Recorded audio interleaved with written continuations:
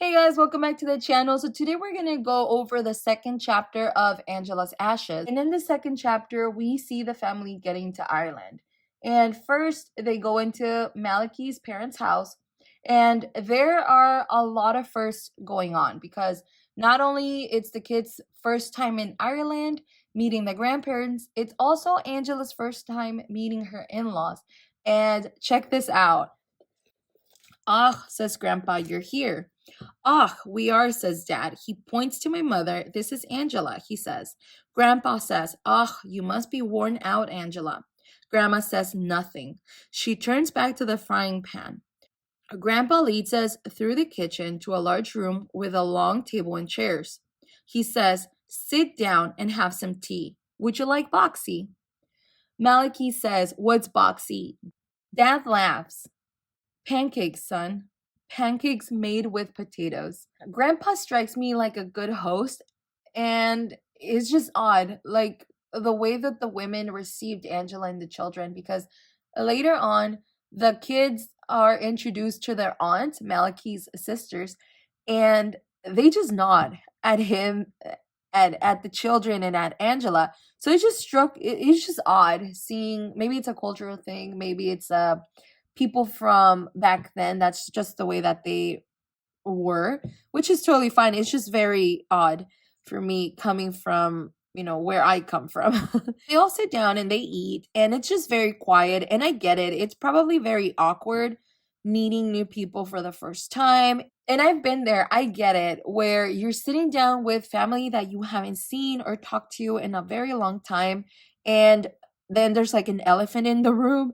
So, yeah, it could be very awkward. Now, in this instance, the elephant in the room is, where is Malachi and his family going to stay? Because they are a big family at this point.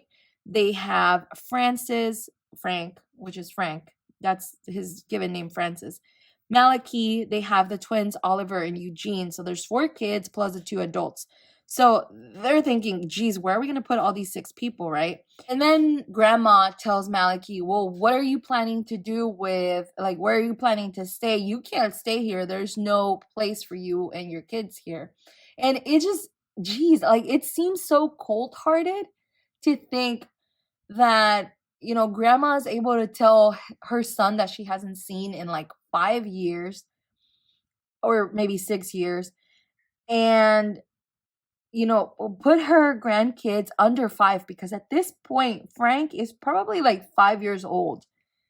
And, put all the kids out. It just, I don't know, it just seems kind of heartless, but maybe because, like I said, it's a different time. They're poverty stricken.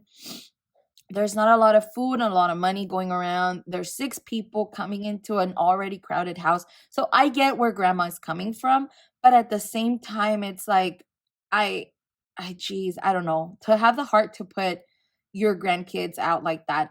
But I understand to a certain extent why she's doing it, because she's thinking, Malachi is a troublemaker. He had to leave Ireland for a reason, which we still don't know, but he had to leave very hastily. So he's a troublemaker, he's a drunk.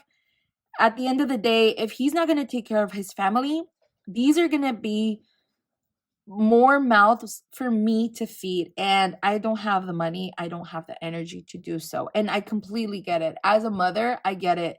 These are your kids, these are your responsibility. I 100% get it. So at the same time, as I feel really bad for the, her kicking the kids out, I completely understand. Malachi's parents don't completely throw him to the wolves, because they do loan him money for a train ticket to make it to Dublin, because Dublin is a big city and he's more than likely to find a job. And not only that, he's able to go and ask for his dole because he served in the IRA. So he's entitled to some of that compensation. As soon as they get off the bus, Malachi and Frank make their way across town and then some to the IRA office. It's a pretty long walk. Once they get there, the officer tells him that there is no record of him ever serving.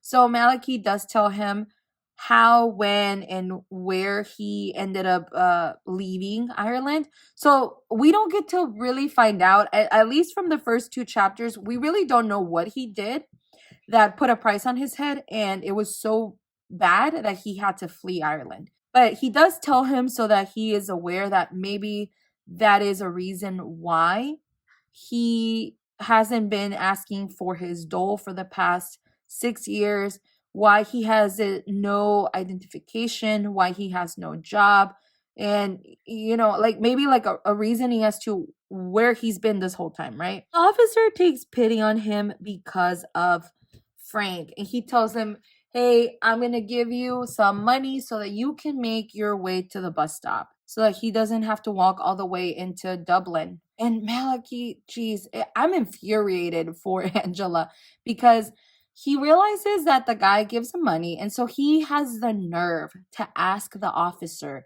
for money for a pint. And the officer tells him, you're willing to let your kid walk all the way back into Dublin for a pint, aren't you? See, este sinvergüenza, shameless. He tells the officer, well, walking never killed anyone. The officer gets so mad, he kicks him out of the office.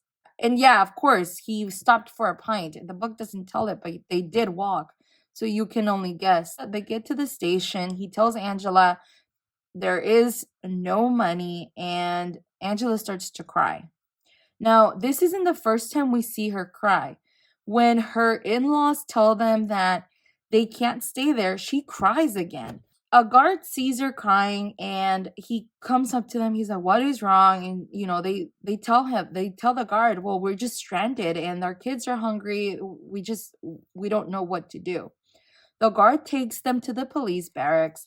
They end up spending the night there, and they're fed. All the guards pitch in to buy them a train ticket to Limerick so that they can go and be with Angela's family. And it's not the only time we see some form of generosity from the Irish people to other Irish people. And it's good to see that not everyone thinks, oh, the Northerners, or like, ew, Limerick men, It's good to see that, because sometimes countries can be reduced to their segments and populations, and it's not always the case. It's not always the North fighting against the South. It's good to see some form of decency throughout this whole book. Once in Limerick, it's Malachi's turn to meet his in-laws. And boy, oh boy, this is why I say I think it's either a generational thing or a cultural thing, because grandma greets Malachi the same way Angela's in-law greeted her. Grandma Margaret, Angela's mom, just stares at Malachi and then just looks away. Grandma helps Angela and her family with some rent money, food, and some other kitchen supplies that she might need. The family finally gets to rest on a mattress since getting to Ireland. And it's night, everyone is already in bed. It seems like it's quiet. It seems like it's finally gonna be a restful night. And then Eugene gets up screaming, and it turns out that the mattress that they're sleeping on is infested with fleas. So they quickly get up, they take out the mattress, and Malachi and Frank start cleaning it. And it's just, man, this family just can't catch a break. Just when they think that they're finally gonna get a good night rest on a mattress, nope, you thought. From this point forward, the situation gets pretty grim pretty quickly. I do advise, if you're not wanting to see this kind of content, that's completely fine. It's take care of yourself. But I do think it's important for the story, because it is Angela's ashes. And so far, we have seen Angela completely break down and completely shut down from losing Margaret, and from being in this situation where there's poverty all around. There's really not much she can do. And what can be done by Malachi, he's refusing to do it. So she's in a very helpless, very frustrating situation. And I think that the events that follow are important, because I think they shape who Angela is and the role that she plays in Frankie's life. So I think it's important to understand these events and where Angela is at this point to understand, because I mean, it is called Angela's Ashes. So there is something to the events of this story. I think that's my prediction. I haven't read past chapter 3 or halfway chapter 3. So like I said, please be advised the following topics do cover they do cover the loss of a child, they do cover miscarriage. So please be aware. Angela has a miscarriage. So the whole time she's traveling, she's pregnant. Why she's been so emotional, I can only imagine what's going through her head. She's just probably thinking the situation that we're in is pretty dang difficult for ourselves, for a family of 6, and then we're adding another baby to the mix. I can only imagine what's going on in her head and how she must feel. Now the family is just, like I said, I do think that people before had a thick skin because they grew up in very, very difficult circumstances. And I can see that and I can understand that. But there's so many instances where no grace, no love is offered to Angela or the kids. And it just breaks my heart. Because, like, for example, when Angela is going through the pains and she wakes up in the middle of the night bleeding, Malachi brings over the sister and her husband, and the sister is described as being as big as the McNamara sister. So she's like big breasted, big boned, bulldozing her way through life. And she's got the attitude to back it up. So she walks into their room, into their flat. She's like, geez, y'all have been nothing but trouble since y'all got here. And excuse me, ma'am, they haven't been in Ireland but 1 week max. So the fact that she's already fed up, and I don't know if she's fed up because Malachi's a drunk and she sees the situation as this is Angela's fault. The McNamara sisters back in the States, they warned her, hey, don't have any more kids with this drunk. He's nothing but trouble. And they told Angela very callously, I don't know why you had that kid. You should have just done away with it or given him away. From the get go, nobody was on board with this relationship. Nobody really offered any support.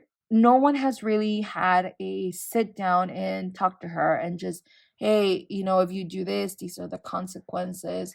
You need to think better about your actions, in a different manner. You don't have to pander. You don't have to be extra lovey-dovey, but you do have to be kind and honest when you speak. And I think there are ways to be honest, to be direct and straightforward without being rude, without being patronizing, without demeaning someone. And that crassness or that rudeness doesn't just extend to Angela. It goes to her kids too, because while they're waiting for Angela, because she's at the hospital and they're taking care of the kids, Aggie, the sister, she sees Pat Keening, her husband, with one of the babies, and she's like, oh my God, I can't believe I don't have a kid. And Angela, she doesn't deserve them. She doesn't take care of them. She's neglectful. And she's just talking like that.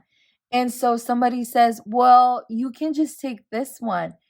And then the sister, in front of all the kids, says, oh, I don't want anything from Angela, much less something that is half north, half south. And ooh, that really just grinded my gears because, lady, you don't talk like that to children. You don't talk like that about children. And much less, this is your blood. That's your nephew. The way that they just belittle Angela and her kids is just, I don't know. I think it's pretty messed up. After Angela has her loss, she applies for some aid from a Catholic organization. That they do give her vouchers for food, for coal. One day Eugene is very sick and he's running a fever. So Angela tells Malachi, hey, you need to go get some coal. We have to start a fire and I want to boil some milk. Give him a home remedy for his cough and for his fever. Angela gives him a voucher for coal so that he can go and get it from the store. It's pretty late and all the stores are closed. And he walks back home and he's like, I didn't find any coal, any stores that are open. What are we going to do? And then Francis opens his mouth and he's like, well, you know what? I saw some ladies and some kids picking up some coal on the streets. And Malakith says, no way, heck no, we're not beggars. And Angela, she's like, I don't care. My kid is sick. I'm going to go. And so she takes Francis and she goes and she picks up the coal from the streets. Eventually, she does get to a store that's open. And the lady there at the counter, she's so kind. She gives her some of the stuff that she needs for her home remedy. She gets home, she prepares it, but Eugene doesn't want to have any of it. In the morning, they end up taking Oliver to the hospital because he's very, very sick. And in the hospital, he passes away. He gets pneumonia, and it's just a very overall sad situation. Angela, and I guess now Frank, he also thinks about that night and he's thinking, what if my dad would have just sucked up his pride and picked up the coal from the streets, brought it home earlier? Maybe we would have had a different outcome. So he starts, he wonders a lot of it. At this point, the twins are still pretty young, and Eugene doesn't understand that Oliver left. Heck, Francis doesn't understand that Oliver left. Angela can't stand being in that room anymore, and they get the family to move. They all moved to another place. She said that just being there reminds her too much of Ollie and the memories, and she just can't handle it. Throughout this whole time, Malachi, he's still a drunk. He doesn't really have a stable job. He eventually does get his dole. So he is getting that money, which of course he's drinking away. And the situation between them is just, it's the same. And so Angela, she ends up going to where Malachi picks up his dole. And she's right there next to him, and everyone is just gawking at him.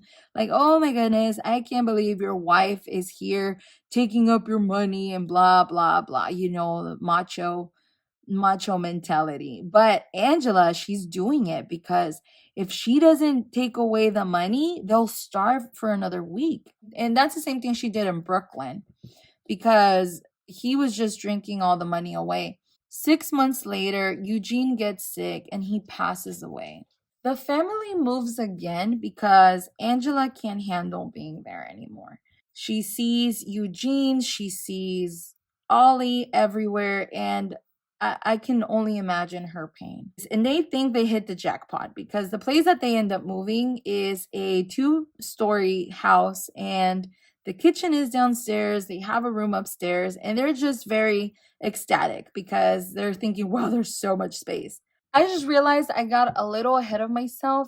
When they move, it's the beginning of chapter 3. So Eugene passing is the end of chapter 2, and then chapter 3 begins with the family moving to that new place. So that is part of chapter 3, but I'm just gonna leave it here.